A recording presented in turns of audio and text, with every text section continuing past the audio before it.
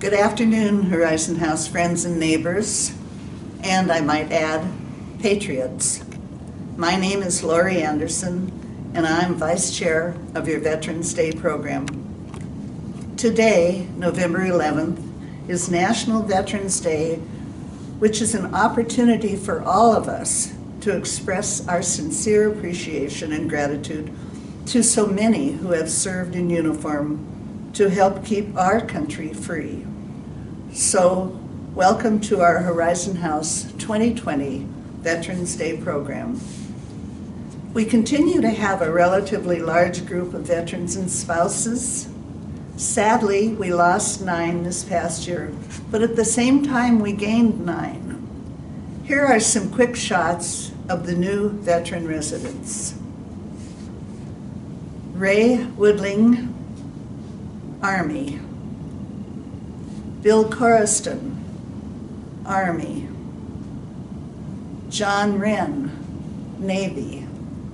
Stan Zeitz, Army. Rochelle Smith, Army. John Hamm, Navy. Jim Williams, Navy. John King, Navy. Bill Lauman, Coast Guard. So now, as is customary and appropriate, standing or seated, hand over heart, let's join in singing our national anthem, Stars and Stripes.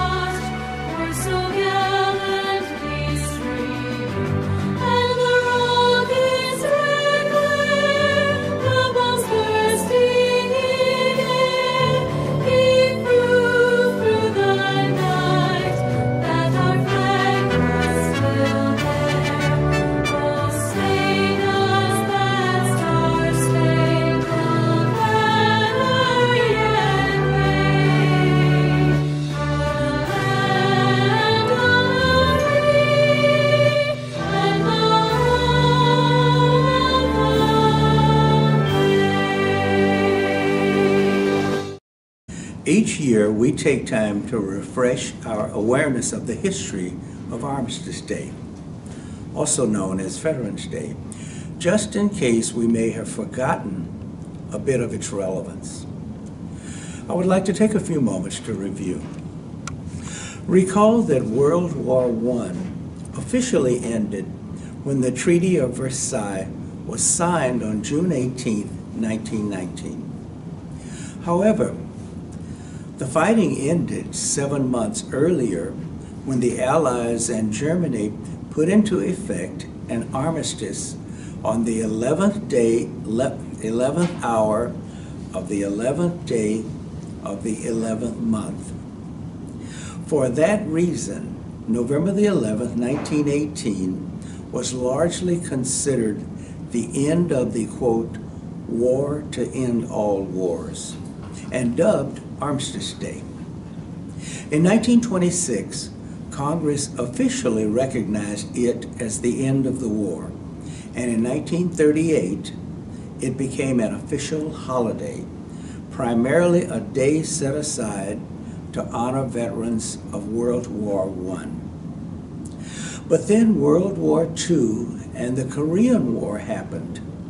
So on June 1st, 1954, at the urging of veteran service organizations, Congress amended the commemoration yet again by changing the word armistice to veterans, so that day would honor American veterans of all wars. As Lori said, today, November the 11th, 2020, is a proud day for us here at Horizon House to carry on the tradition of honoring American veterans of all wars. You will recall that just last year, our program focused on the combat medical capabilities of our military and the advancements that have been achieved to save lives by rendering prompt battlefield care. Prior to that, remember the inspiring talk by paraplegic Travis Mills, and also the program honoring the Tuskegee Airmen and African American veterans of all wars. Recall also the combat activities of an Air Force woman pilot, as well as the program that paid tribute to the families of service members in the Middle East combat. They also serve in every way they can. Today, we will focus our theme on the veterans of our submarine forces. You will hear from 3 former submariners from World War II, from the early Cold War days, and from the nuclear-powered submarine creation and its secret operations, most of which are continuing today. And now over to Don Mayer. Hi, I'm Don Mayer, a pseudo-submariner this morning, here to give you some feel for the diesel-powered submarine operations prominent in World War II, and to introduce one of the few remaining sailors from those days, machinist mate Paul Christopherson. On the 7th of December 1941, the U.S. Navy had 55 fleet and 18 medium-sized submarines in the Pacific, 38 submarines elsewhere, and 73 under construction. By the war's end, the U.S. had completed 228. The submarine's commanders and crewmen were considered elite and enjoyed a strong esprit de corps. Pre-war U.S. Navy doctrine, like that of all the major navies, specified that the main role of submarines was to support the surface fleet by conducting reconnaissance and attacking large enemy warships. Until the aircraft carrier came along, naval warfare concentrated on battleships and heavy cruisers for the major combat capability, with a diesel submarine intended to operate primarily in a scouting role. That meant they were surfaced for the most part, submerging only when attacking a valid target. On the surface, fleet subs might be capable of 20 knots speed, depending upon the state of the sea, but while submerged, they were dramatically reduced to less than 3 knots and could not stay submerged much beyond 36 hours, in that while submerged, they relied on stored battery power, which was a far cry from today's technology. Submarine warfare took place in both the Pacific and European theaters of the war. However, U.S. Navy submarines saw their greatest success against the Japanese merchant vessels and warships. Submarines also played humanitarian and special operations roles in the campaign against Japan. In many of the hardest fought battles of the war, submarine crews rescued downed carrier pilots, including the future President George H.W. Bush. So now take a look at the chart of Japanese ships sunk by the U.S. and allies during the war. You can see from the chart that why submariners are not reluctant to let us know that they were the most effective weapon against Japanese shipping, which played a major role in bringing about the ultimate submission to Japan. This chart illustrates the relative decisiveness of the Allied and U.S. subs in the Pacific, and you can see from that they accounted for more than 50% of all the tonnage lost during those battles in the Pacific. There were 7 medals of honor awarded to submarine officers and enlisted personnel. Perhaps the most colorful was that awarded to then Commander Richard O. Kane, later Rear Admiral, who was commanding officer of the USS Tang. In the Straits of Formosa in October 1944, on its 5th patrol, the Tang wreaked havoc on the Japanese. He had already sunk several ships when he made a typically bearing surface attack on a large convoy on the night of October 24th. Running on the surface, they were detected by the escorts, who fired salvos at them as he began his attack. His first salvo of torpedoes hit 3 vessels. O'Kane and the Tang got an incredible 22 hits with the 24 torpedoes he fired on this patrol. The attack on this convoy would last in the early morning hours of the 25th, when the Tang was taking fire from several different directions, with burning Japanese vessels in various stages of sinking illuminating the area, shells whistling overhead and tossing up geysers of water to their left and right. It was like a scene from Dante's Inferno. But O'Kane pressed the attack. Eventually he had just 2 torpedoes left. He was going to fire them at a freighter he had already crippled and then run for Pearl Harbor and home, but it didn't turn out that way. The first torpedo ran true, but the second ran on a circular course, bringing it right back to the middle of the Tang. O'Kane realized what was happening, but he had just 20 seconds to try to get his 310-foot-long sub out of the way. Tang was struck and sunk by one of its own malfunctioning torpedoes. O'Kane and 8 others on the bridge were swept into the sea, and 1 man from the control room also. O'Kane was picked up by the Japanese and spent the remainder of the war as a prisoner of war. Now it's my pleasure to introduce to you, verbally at least, Machinist Mate Paul Christofferson, who served on one of these fleet boats in the South Pacific. We had hoped to do a Zoom interview with Machinist Mate Christofferson, who at 95 years of age lives in Tacoma. But unfortunately that situation didn't lend itself to Zoom, so here is his story. He was born January 13th in 1925 in Ogden, Iowa. Less than a year later, his family moved to Omaha, Nebraska, where his father took an entry-level job with the railroad. It was in Omaha at age 17, and just a year after the infamous attack on Pearl Harbor, that Paul and a couple of buddies decided they wanted to join the military and fight the Japanese. At first they tried to enlist in the Marines, but they were told by the recruiter to go away. You're making us look bad, due to the fact that they were pretty young kids. They next tried the Army and were laughed at for their wish to volunteer during a time when the draft was prevalent. The next stop was the Navy, who welcomed them. And with his dad's written consent, Paul signed on the dotted line. On Thanksgiving Day, November 25th, 1942, after feasting with his family, Paul boarded a train bound for Chicago, Illinois, and to the Great Lakes Naval Training Center for boot camp.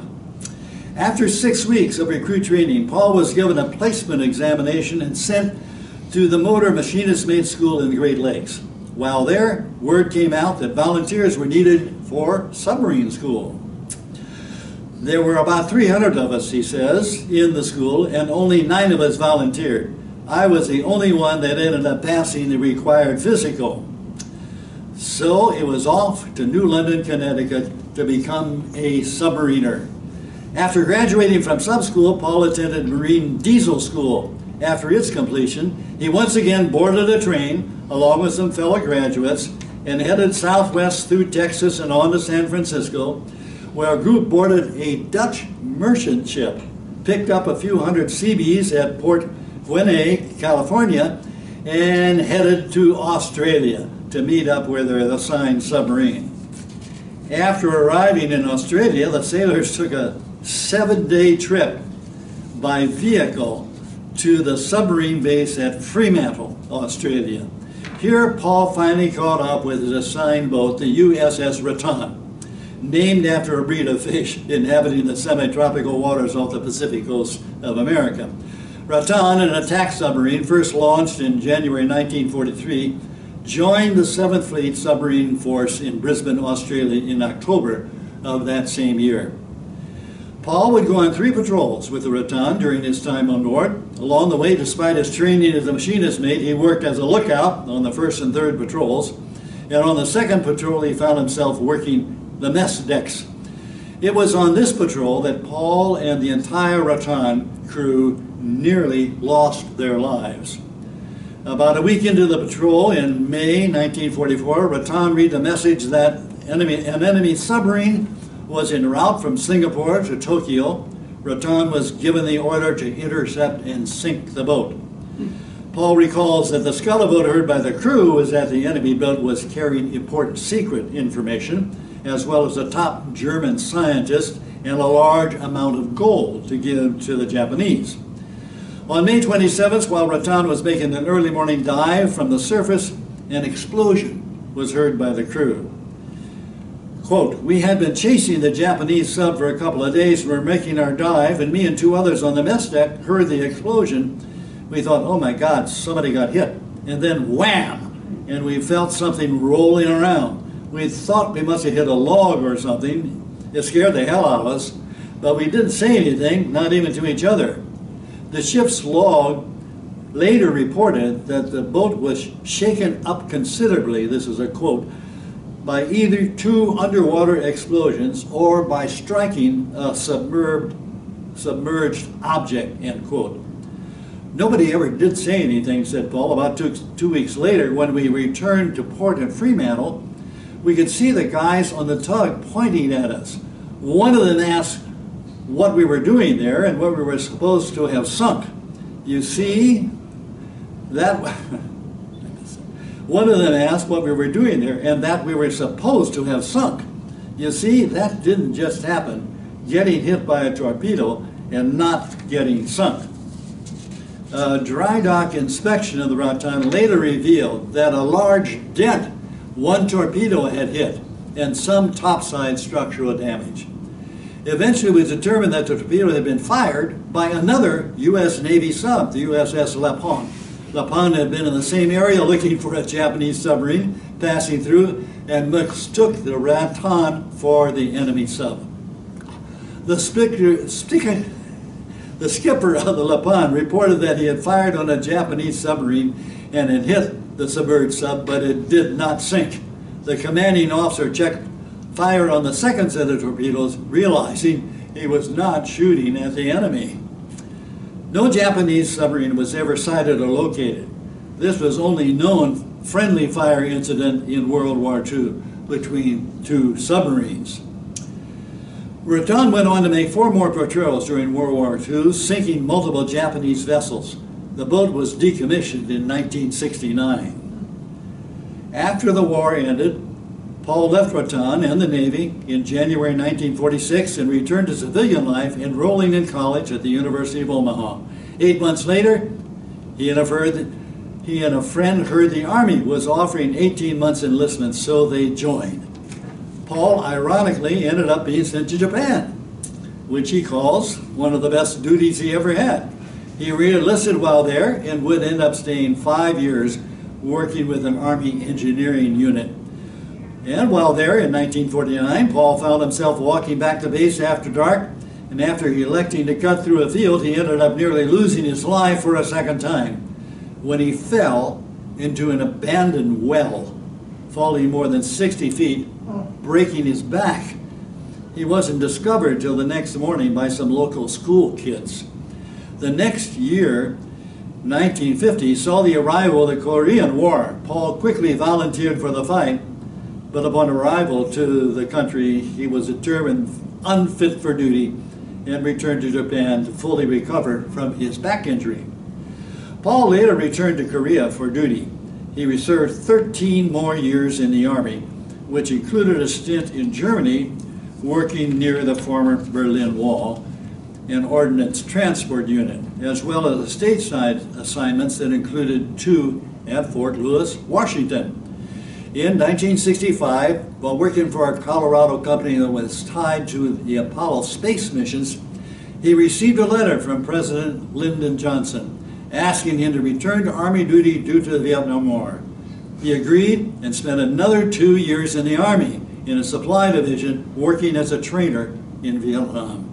He was also finally promoted to top sergeant, but due to a restructuring of the ranks, he's still listed as a sergeant first class. Well, there you have it. That's the story of Paul Christopherson, patriot, and to the best of our knowledge, the last surviving submariner of World War II living in the Pacific Northwest. God bless you, Paul, and thank you for your many years of service. As Don Mayer had pointed out, we were unable to do a Zoom interview on machinist mate Christopherson, but the other two participants in our Veterans Day program today, Captain Jim Patton and Admiral Bill Owens, both are able to do Zoom. So I'm introducing Jim to you, and then later on we'll introduce Admiral Bill Owens. Both of them are former commanding officers of submarines.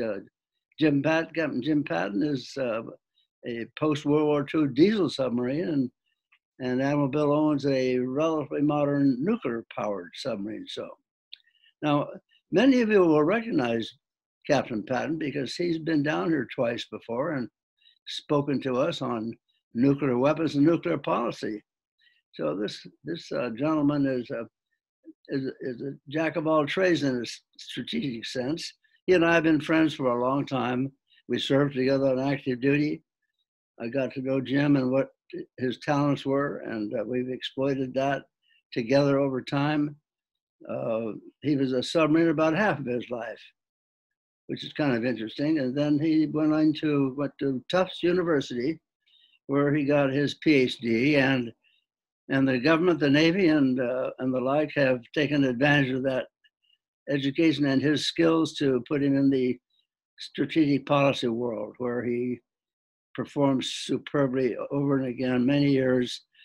And then good old Navy sent him off for his last tour of duty as the commanding officer of one of our electronic technology labs. So you can get a sense for how qualified he is in so many different directions. Jim lives in Whidbey Island with his wife, Wendy. And some people would say they're retired. That'd be a misstatement by a long shot. They're both heavily involved in community activities and supporting other people and interested in other people. So Jim is going to turn it over to you, and you can share with us what life aboard a World War II diesel sub is, and some talk about anything you want to post-submarine. You are speaking as a veteran. Over to you. Well, thank you, Admiral. Thank you for the very kind words about my experience and qualifications. And as you suggested, I did serve in the submarine force during what turned out to be a transitional period. Just a word about the background of submarines, because in today's world, all that people know about submarines typically is what they saw in the movie The Hunt for Red October. And by the way, let me quickly interject that if they stayed around to watch the credits for that pretty damn good movie, they'll see the tech advisor was Captain James Patton. But it wasn't me, it was my namesake. There were two of us in the submarine force for many, many years, and the Bureau, in all of its wisdom, kept him in the Atlantic and me in the Pacific to minimize the complications there. But in any event, the activity that you see the submarines performing in the movie The Hunt for Red October is a world away from my world in submarines. When I entered the boats, so to speak, in 1958, all of the skippers had made World War II war patrols. And all of the chiefs of the boats, the tough old chief petty officers who really ran the submarines, had made war patrols. And their accumulated experience had been in attacking the merchant shipping that supported the island empire of Japan. It's interesting to note that the first people to recognize a national vulnerability, a mortal vulnerability, if you were on an island and you had an island-based economy dependent on overseas shipping, that submarines could do you in, that submarines were a mortal threat. And the original people that recognized that were, not surprisingly, Great Britain. And they did everything up to World War I to slow the development of submarines. The Germans, on the other hand, realized that being a continental power, that they were immune, virtually immune to a threat from submarines, but they could build submarines and isolate Great Britain, and they almost did in World War I. And it's interesting that this activity took on the name of unrestricted submarine warfare, meaning that you could do the ungentlemanly thing of sneaking up on a harmless merchant vessel and sinking it without warning and probably killing all the people on it. Now, I think most of our American people will remember that the reason that we got into, that Woodrow Wilson gave for getting into World War I was the sinking of the Lusitania and the adoption by the German High Command of unrestricted submarine warfare. Now, the question was, at the end of that war, would that be prohibited? And in the Washington Treaty of 1922, the meetings for 1922, Britain tried as hard as she could to bar submarines altogether. And yet, France and others prevented that from happening. Then, when the World War II began to loom, the question was, would American submarines be used in the same way against the island empire of Japan? And the answer, even by the Navy board, was hell no. It's unfair. It's ungentlemanly. Unrestricted submarine warfare should be a crime. And that was a decision made in March 1941. March 1941, that should war occur, our submarines would operate only with a fleet. And they were, in fact, called fleet boats. And they were designed to run at high speed on the surface, submerging only as necessary for short periods of time. And that was the force that we had on December 7th, 1941. The thing was, we lost our battleship fleet on that day. And the Navy decided that the heck with it. Despite being ungentlemanly and the outrage of people all around the world, perhaps, we're going to execute unrestricted submarine warfare against the Empire of Japan. Now, that result was, the effect of doing that was to put our fleet boats at large amongst all of the shipping channels into Japan, and it cost them well over 1 million tons of shipping, 4,000 some ships sunk by our submarine force.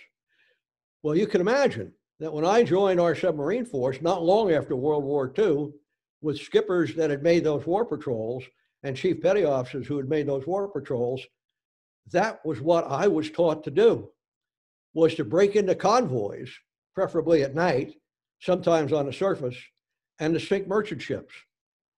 And I'll never forget the day in 1958, in the fall of 1958, when our division commander, who went on to be Admiral Bill Crow, the chairman of the JCS years later, came down to our wardroom and said, everything we've been teaching you so far in submarine school and in your initial time here in San Diego, that's where my first boat was, forget about it. From now on, your target is going to be Russian submarines. Because the Cold War had started, Russia was a continental power, and it was very, very clear that there weren't any Russian merchant ships that were, the sinking of which would bring them to their knees. And so here we were in submarines that were built pretty much to run on the surface, marginally modified after World War II, with torpedoes that wouldn't run any deeper than 50 feet, and sonars that would never hear another submarine.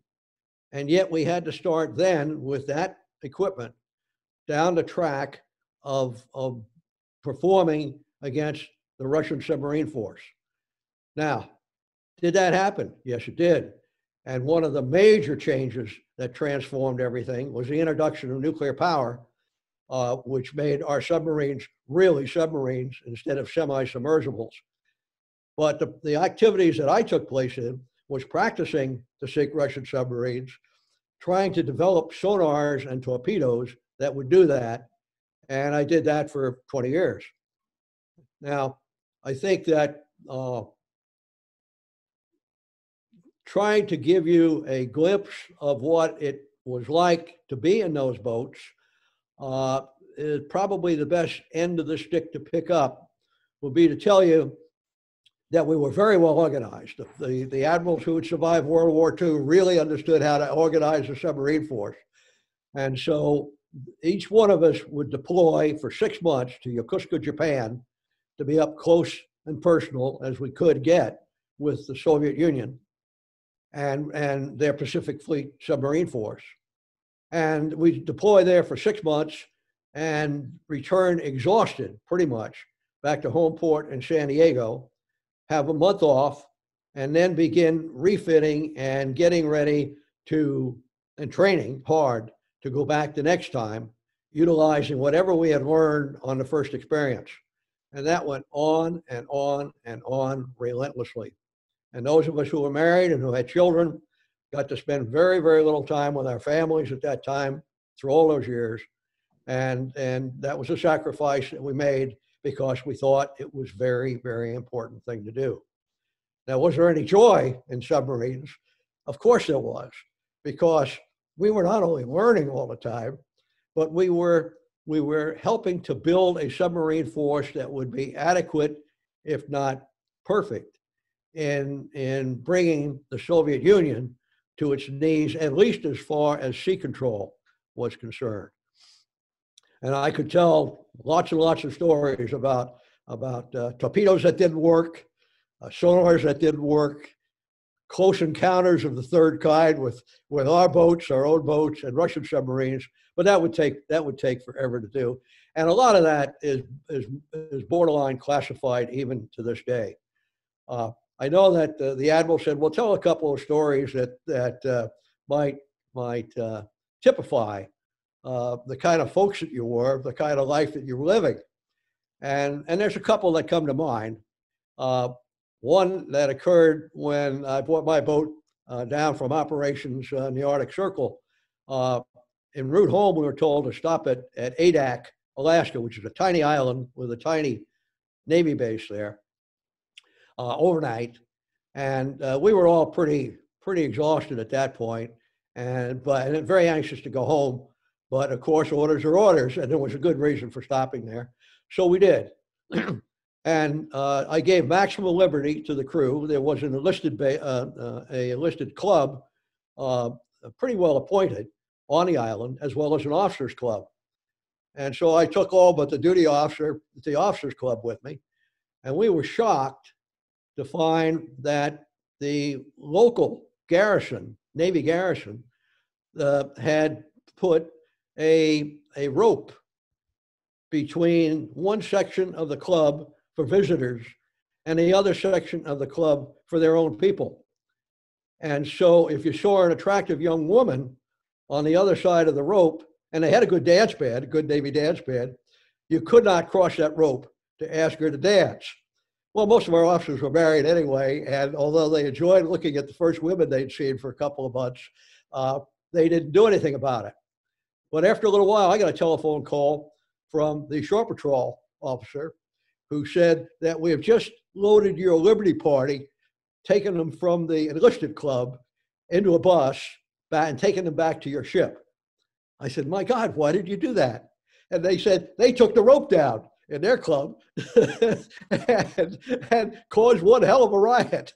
And so I apologized, but we said goodnight to our so-called host, and we went back to the boat, and we were all exhausted in those days, and we all tucked in and went to bed. We were supposed to get underway at 8 o'clock the next morning. And one thing that I might mention is that the base commander there, not a submariner, had the idea of brightening up his headquarters by putting a little park in front of it with all sorts of Arctic type plants there, centered by a totem pole. It was about 20 feet tall. It was something that he bought on a trip to Alaska. And at 7:30 in the morning, I was awakened by the below decks watch and had a cup of coffee and said, "There's a Marine captain on deck and he wants to talk to you." So I put my shirt and trousers and jacket on and went up on deck. And this very I wouldn't say irate, but he was certainly upset because he was in an awkward position. Said he had orders to search my ship for a totem pole. And I said, well, you're crazy. There's nobody going to search my submarine. The hell with you. And I noticed that he had a truck with about 12 Marines in it. And they had orders to make a real issue of this. And so I started to remonstrate with this young captain. And meanwhile, I'm looking over his shoulder at my grizzled old chief of the boat, who was sort of going, like that. And so I said, excuse me, Captain. And I took the chief of the boat over to the side of the sail. I said, what the hell's going on? And he said, it's in number one torpedo tube. How the hell did that happen? And he said, our Liberty Party was so pissed off at getting thrown out of the club that they went back and they took the totem pole down, brought it back to the boat, and when they realized it was smaller than a torpedo, they slipped it in the number one tube, which was empty. It was going to be empty all the way to San Diego, and that's where it is. So you can imagine how I felt going back to that young captain. And I said, if you'll have a cup of coffee over on the pier, that damn totem pole will wind up in your truck in about 15 minutes. And so we rigged to extract that thing and got it up and got it out of there. But, you know, that was an example of the quick thinking of the kind of enlisted submariners that we always love to have. Now, I don't know how much more time I've got, Admiral, but I think that 5 minutes. 5 minutes, perfect. I'll tell you one story that might be of interest because it illustrates command decisions in submarines, life and death command decisions in submarines. A lot of folks ask us whether or not we had anything to do with Vietnam. And all I could say is that during Vietnam, some of our submarines, our conventional submarines, became very expensive Ubers for some very brave men that needed to do their work above the 17th parallel. And without being any more explicit about that, I will say that on this one cruise when I was second in command, the executive officer, we arranged to have two of our SEALs, big fellows, great big fellows, over 6 feet tall, over 200 pounds each, leave the forward escape trunk above the forward torpedo room and make their way into the shore. And then it was our job simply to go out, get close to the bottom out of shipping way and watch movies and whatnot for a certain period of time and then come back and get them. And when we came back, it was nighttime. They swam aboard. We had a little sonic signal that they could hear. And as the executive officer, I was responsible for bringing them back aboard the ship. And so we could hear them when they entered the escape trunk, which is not very much bigger than a telephone booth. And mind you, there's two of these fellows in there. And we could hear the door to the outside slam shut. And we got the signals to start draining down the escape trunk, which of course was full of water. And as we were draining it down, there was commotion in that escape trunk. And through the 1 inch of steel, we could hear it. And so I ordered our people to stop draining, and we listened. And that commotion went on for not long, perhaps a minute, minute and a half. And then the signal came again, a little weaker, to start draining again. And so we drained all the water out of the trunk, opened the bottom hatch, and these two huge SEALs dropped down like babies into the forward torpedo room, crawling on the deck of the forward torpedo room with cuts and abrasions and bruises. And I said, what in the hell happened? And one rolled over, looked up at me and said, sea snake. When they got into that tube and turned on the battle lantern into that escape trunk and turned on the battle lantern, one of those venomous sea snakes that abound in South China Sea. Now, you had a carrier over there, you know, at Tonkin Gulf, there are big patches of those things swimming in the hundreds. And one bite from one of those, and you're a dead duck. That is, unless an antidote is served to you in time. And the only folks making an antidote to those serpents were the Australians. And we had a kit, our hospital corpsman had a kit with the 4 antidotes to the 4 different kinds of sea snakes in our area. But the problem was the antidotes were so powerful, if you mismatch the antidote to the venom of the snake, you caused almost as much damage as the snake itself. And so the trick was to look at the colored rings on the snake and match them against the template the Australians provided, and then give the right antidote. Well, I have to tell you that with one guy, one SEAL with his diving knife, and the other SEAL with his battle lantern, slashing and blasting away in there, cutting each other, bruising each other, the longest piece we found of that sea snake was about 3 inches long. And so the skipper and I had that piece of sea snake under the lights in the wardroom and holding the template to one side, trying to figure out which kind of venom this sea snake had. But it was so mushed, we couldn't really make the identity. And meanwhile, all of our torpedo men in the forward room were dressing the wounds on these 2 fellows. The only wounds they had were the ones they inflicted on themselves in that small space. They, you know, you can imagine all their adrenaline was already gone from making the trip that they made. And there, all of a sudden, there's this venomous snake a couple of inches away from them. And so they went berserk. And so they were being dressed up while we were trying to do this. And finally, the skipper made a command decision. And his command decision was, to hell with it, Jim. We won't give him anything and see what happens. So there's a life and death, an example of a life and death decision. There you go. By the captain of a submarine during the interwar years.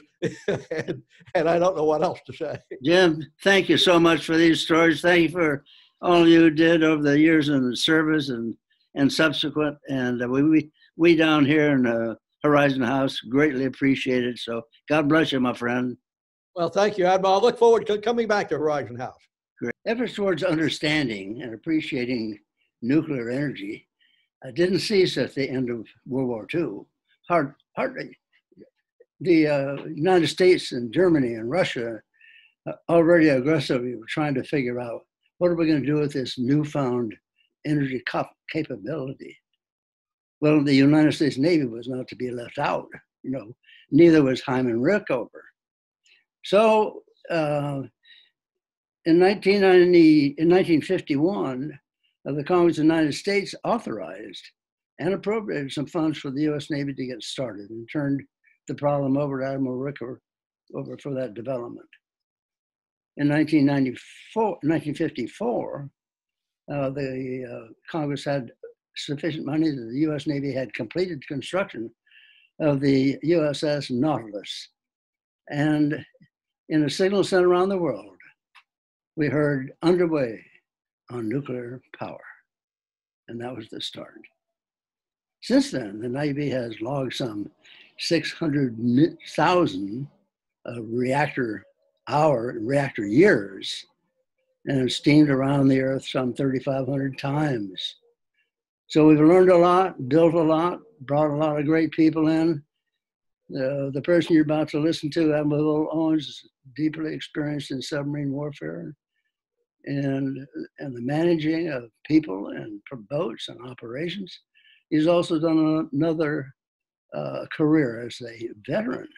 And I want him to take over now and tell us a little bit about his submarine time as well as his time as a veteran. Bill, over to you. Thanks, Tom. It's a real pleasure to be with all of you friends here today. It's very hard for us old admirals to spend only 15 minutes on any subject. We need much more, but I'll try to limit my time as my dear friend Tom Hayward has suggested. So I'll just tell you my personal story about where I came from and being a military person, and then my time as a veteran afterwards, after my retirement. I'm a kid from North Dakota. North Dakota is right in the middle of the United States, as you all know.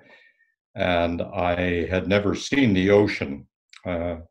Maybe if I had known a little bit more about the ocean, I may have had second thoughts about joining the Navy, but uh, I was I was a very poor kid in Bismarck. It was the late 50s, and I was in somewhat of a dysfunctional family, the only child, very poor, lived in a trailer house alongside the Missouri River, and grew up a bit of a product of the village, if you will. Um, I was looking for the future, but the future was not looking for me. And it certainly looked to me like I was going to be a bit of a migrant farm worker like my dad, or a mailman. Maybe if I was lucky. I certainly didn't have money to go to school. I had to go and work. So at that time, there was a black and white TV show on called The Men of Annapolis. And I was watching that TV show one night, and these guys had white uniforms, and they carried swords. And I said to my dad, "How do you go to that place?" And he said, "Well, I'm not sure, but we checked into it and we found that you had to go to a congressman or a senator to get an appointment." We only had one congressman in North Dakota, and I went to see him, Quentin Burdick, and he said, when I asked him about the Naval Academy, he said, "Why, sure, son. No one has ever asked me that before." So I got a physical exam, took an academic exam, and about a month later, I was on a train to the Naval Academy. It was the beginning of a new world for me. I had never been out of North Dakota, not ever before. My family couldn't afford to have me fly, and so I was on a train from Bismarck to Washington, D.C., and then a bus from Washington to Annapolis, Maryland, the home of the Naval Academy. As the train passed through Minneapolis, Minnesota, I saw my first African American. I was 18. I had never been out of the state of North Dakota, and it was the beginning of a new life for me in a very different way, one that turned out to be blessed in so many ways and with opportunities much more than I ever could have imagined. I graduated from the Naval Academy in 1962. I had a number of choices. I wound up in Vietnam for a little while, and then I thought I'd really like to be a fighter pilot like my friend Tom. But in fact, the Navy was starting the Hyman Rickover nuclear submarine program that he mentioned. And so there was a real demand for many of us to go and interview with who we called the kind old gentleman, Admiral Hyman Rickover. He was already, I think, 65 at that time, with no intent of retiring from the US Navy, and was not known as a very kind man. As a matter of fact, I never found him to be a very kind man. But when I went to see him, he was full of miscellaneous reasons why I was a substandard human being. I had graduated high in my class, but only in the top 10%. And I explained to him that I had worked my way up from my plebe year, my first year, and that I had done better every year along the way. And he said, "You know, you must have come from a miserable upbringing." That was the kind of a gentleman he was. In any case, I went into the nuclear power program. I was assigned early on to the USS Sea Dragon. Sea Dragon was the third nuclear submarine built. Nautilus, Tom talked about, had had been launched and had made its first visits to the North Pole. And now I was going to be, after about a year of additional training in physics and math, I was going to be a nuclear submarine crew member. And that began almost 2,000 days of my life underwater over the term of my career. I think about one half of that, or about 3 years, was under the ice. That's where we spent a big part of our Cold War existence, was under the ice. That's where the Soviet submarines were. That's where we were. And it was a threat to the Soviet Union. We were the only ones who could be up there, obviously. And I spent a lot of my time up there in those kind of situations. You can only imagine how independent you feel there. There is no help. You get into trouble either with the nuclear reactor or with the fact that you can have fires on the submarine, or you can have flooding, and none of that is very good. And so additionally, in the Cold War, in those situations, it was a war. If we were counter-detected in some instances, they would shoot at you. And so it was dangerous business, and I spent many years in one way or another up there under the ice. I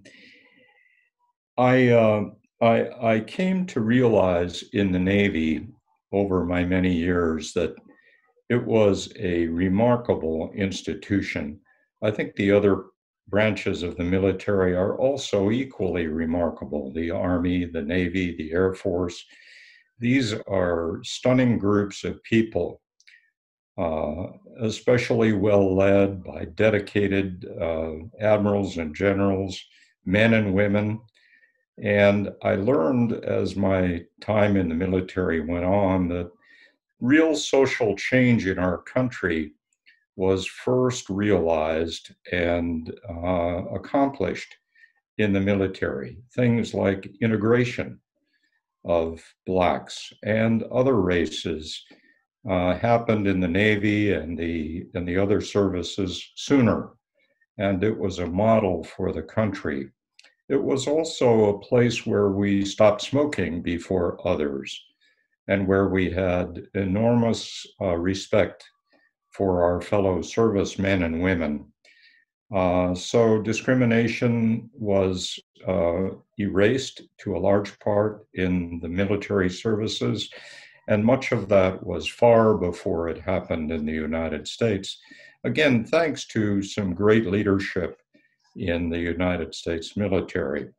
I don't think America realizes how important that was. And I, for one, am a great fan of a conscript military. As you all know, 25 years ago, every man was expected to go into the military. We all benefited from that, from serving our country. If only for a year or two, we all benefited, and we all came to understand what being part of a comradeship that could make a big difference for our country was about.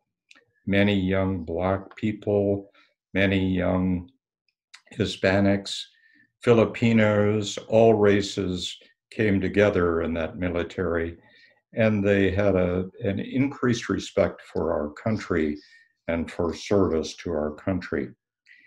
I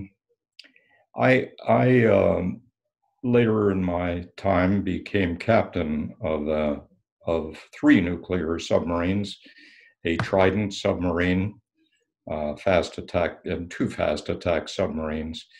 And I spent a lot of time as captain of a nuclear submarine.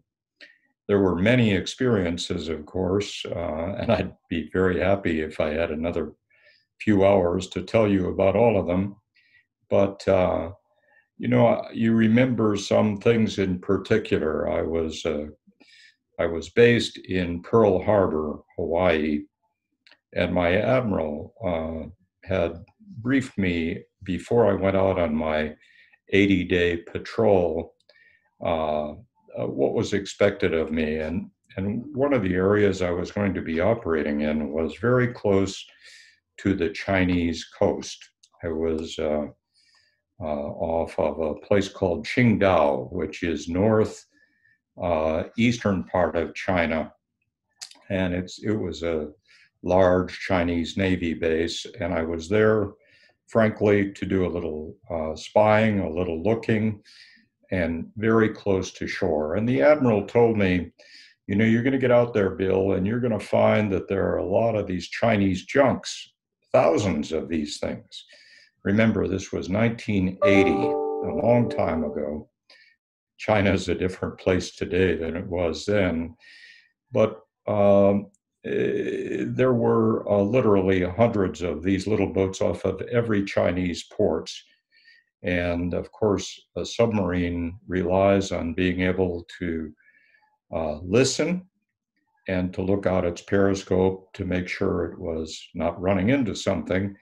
And the admiral reminded me that when you're coming shallow, when you've been deeper in the water and now you're going to come up shallow and now you're going to stick your periscope through the surface of the water, that you got to be very careful, he said, because you know there's a lot of those junks and you might very well wind up sticking that periscope through a Chinese junk. You have to be really careful, Bill. Do you understand? Yes, sir, I do. And he said, well, if it ever happens, be aware that you've got $1 billion ship and you've got 150 men, and I expect you to lower the periscope and get the hell out of there.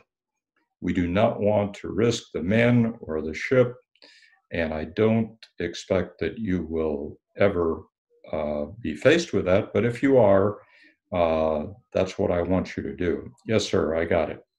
So I was out on patrol now. I was off of Qingdao, and we were in very close to the shore. And one night I was coming shallow, and I put my periscope up, and I looked around my periscope, and I could tell something was unusual. You usually can see a horizon. I couldn't see any horizon. And then I realized, oh my God, I see some very close lights in my periscope. And then I could see some human movement in very close to the end of my periscope. And I had actually stuck my scope through the bottom of a Chinese junk. And I had discerned that there were a number of people on that Chinese junk. I remembered clearly what my admiral had told me: lower the scope and get the hell out of there.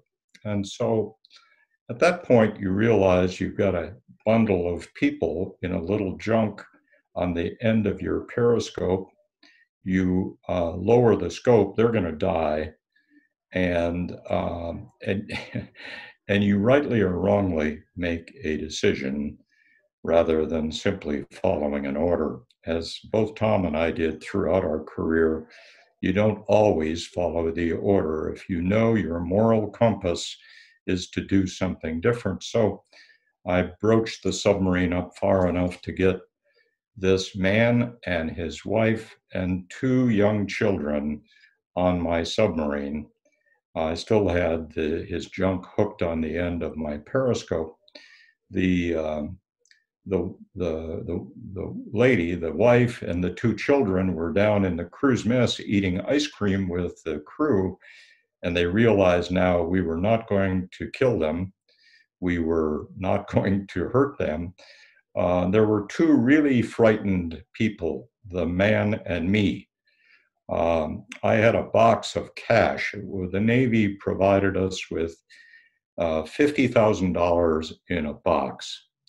It was, just a small box, and it was all in $20 bills. And I got my impressed fund out, and I opened the box, and I gave the whole box to the man. And I said, you know, I'm really sorry. I had Chinese translators on board, so I was able to speak to him. I'm really sorry I've done this, and I feel just awful about you and your family. He was pretty happy when he saw the cash box come out. And I let him look through the periscope as I lowered the periscope, and he could then see his little junk sinking.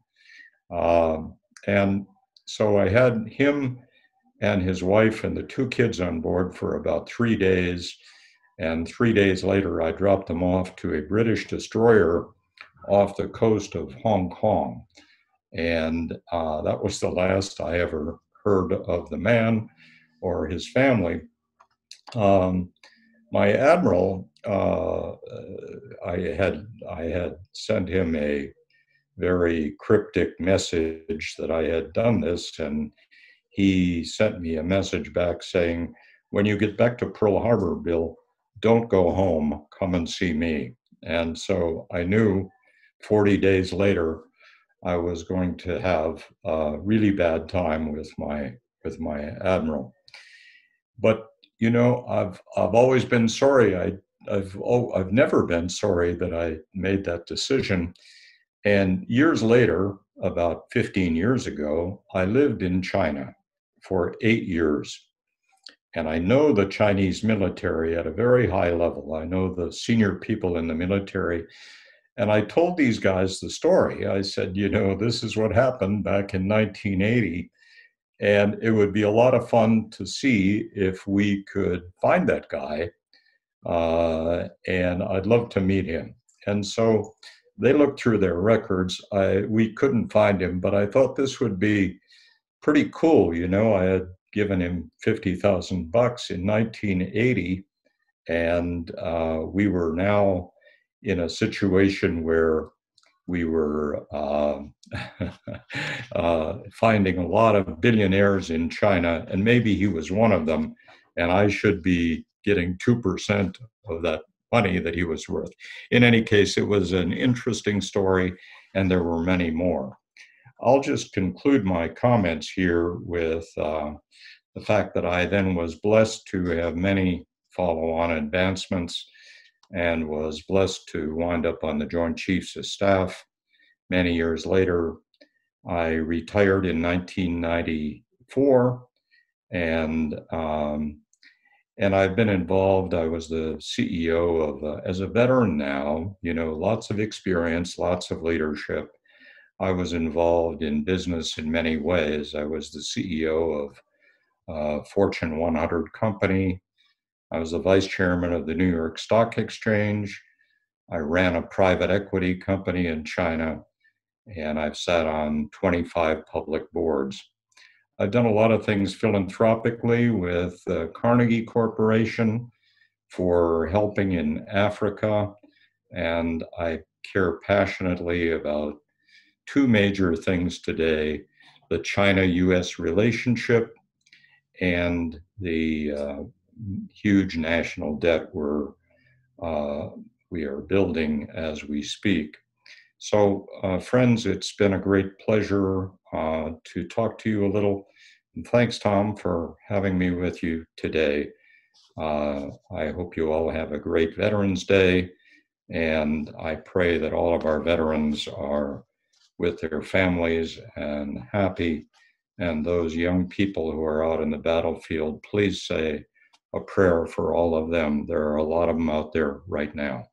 Thank you very much. Thank you, Admiral Owens and Captain Patton, Chief Petty Officer Gustafson.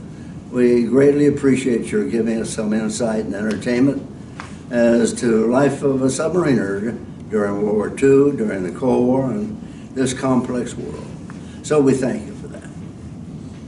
So there you have it, Horizon House. This is your Veterans Day 2020. We hope that you found it interesting, informative, but most importantly, we hope that you found some time in the last hour to contemplate the thousands upon thousands of veterans across the country who have given a part of their life for the security of this country and for you and me in peace and war. So thank you for that. God bless them all. So before I turn to Brent Bretnall for his final wrap-up, some final thoughts that are necessary, because in prior years you will recall that out in the Fireside Lounge we had a significant display of memorabilia that veterans were willing to share. Obviously this year that's not possible. But we do have a number who have volunteered to go virtual. So as soon as this program is over, why? Go get yourself a glass of water or a fresh cup of coffee or whatever you need and sit back down, and you'll have veterans who will talk about one or two or so their memorabilia and why it's important to them for you to enjoy. So it's over to you, Brent. Wrap it up. On this Veterans Day, we give you thanks, O God, for those, our veterans who now rest in peace, who have given their lives to protect this nation, whether in muddy trenches or on the far-flung seas or in the air. With their tremendous sacrifices, they left their mark on this nation, on our past, on us, and our children to come. Thank you, Heavenly Father, for their sacrifice. Next, we are gathered here today to ask your blessing, Lord, and also your protection for those who are now serving in our armed forces, both in places in peril and places at peace. We ask your blessing not only for them, Father, but also for their families while they are apart. We ask as well for you to watch over and care for our veterans and their families who have done their service for their country and now have returned to private life.